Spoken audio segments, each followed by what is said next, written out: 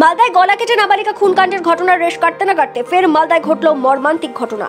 ভুট্টার ক্ষেত থেকে বিবস্ত্র অবস্থায় উদ্ধার হলো এক যুবতীর ক্ষতবিক্ষত মৃতদেহ। ঘটনার ধর্ষণ করে খুনের অনুমান পরিবারবর্গের। ঘটনাকে ঘিরে বৃহস্পতিবার সাত সকালে ব্যাপক চাঞ্চল্য ছড়ালো মালদার মোথাবাড়ি থানার হামিদপুর গ্রাম পঞ্চায়েত এলাকায়। ঘটনাস্থলে মোথাবাড়ি থানার বিশাল পুলিশ বাহিনী। জানা গেছে মৃত সেই যুবতীর নাম জল্পনা মণ্ডল, বয়স 25 বছর, বাড়ি মোথাবাড়ি থানা শ্রীপুর কলোনি এলাকায়। মৃত যুবতীর পরিবারের অভিযোগ, ব্যক্তিগত কোনো শত্রুতার কারণে অপহরণের পর ধর্ষণ করে খুন করা হয়েছে যুবতীকে। সরস্বতী পুজোর দিন সবজি কাটতে হাসুয়া নিয়ে বাড়ি থেকে বেরিয়েছিল জল্পনা মণ্ডল বলে দাবি পরিবারের। এরপর বাড়ি না ফেরায় খোঁজাখুঁজি শুরু করে বাড়ির সদস্যরা। রাতভর খোঁজাখুঁজির পর খোঁজ না মেলায় আজ সকালে খবর আসে ভুট্টার ক্ষেতে যুবতীর নগ্ন অবস্থায় মৃতদেহ পড়ে রয়েছে। খবর পেয়ে ঘটনাস্থলে ছুটে আসে মোথাবাড়ি থানার পুলিশ। মৃতদেহ উদ্ধার করে ময়না তদন্তের জন্য মালদা মেডিকেল কলেজ হাসপাতালে পাঠানো হয়। মালদা জেলায় পরপর লাগাতার এমন অপরাধমূলক ঘটনা ঘটায় স্বাভাবিকভাবেই আতঙ্ক সৃষ্টি হয়েছে জেলাবাসীর মধ্যে। মালদা থেকে বিশ্বজিৎ মণ্ডলের রিপোর্ট, এক্সটিভি বাংলা। ওখানে নাচার পরে ও আমার মেয়েটার সঙ্গে ওনাদের বাড়ি এলো।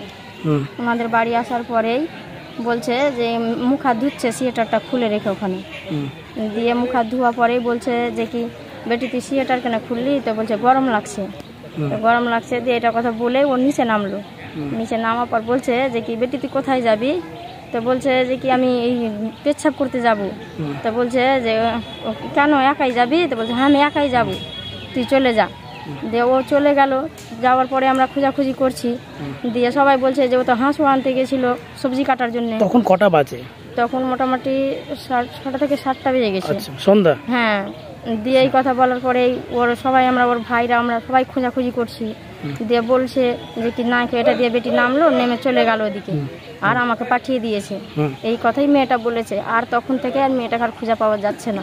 আজকে কি জানলেন? আজকে এখন আর কই কোথাও কিছু আজকে সকালে কি কিভাবে জানতে পারলেন? সকালে জানতে পারলাম যে সকালে ওর ভাইরা খুঁজছিল যে দেখি কোথাও এগুলাতে দেখে টেকে না হলে পুলিশের কাজ যাব।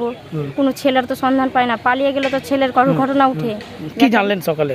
সকালে এবার ওর ভাইরা খুঁজতে গেল, খুঁজে যে দেখছে যে এটা দিয়ে যাচ্ছে তো মাকাইগুলা কাটা কাটা আছে, মাকাইয়ের গাছগুলো ওটা লাইন দিয়ে যাচ্ছে তো আইলটা ধরে মাকাইয়ের গাছগুলো কাটা কাটা আছে। তো মাকাইয়ের গাছগুলো ফের দুমড়াও আছে, মানে ভাঙা ভাঙা আছে। তোর ভাইয়ের সন্দেহ হয়ে গেল এই মাকাইয়ের গাছগুলো ভাঙা কেন আছে।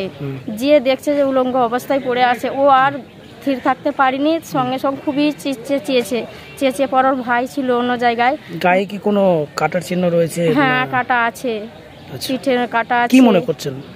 এটা ওকে কোনো খারাপ উদ্দেশ্য তো নিয়ে গেছিল, খারাপ কাজ করে ওকে মেরে ফেলে দিয়েছে, কেটে মেরে। কারোর প্রতি কোনো সন্দেহ আছে? না আমরা কই ওরকম তো সন্দেহ দেখতে পাচ্ছি না।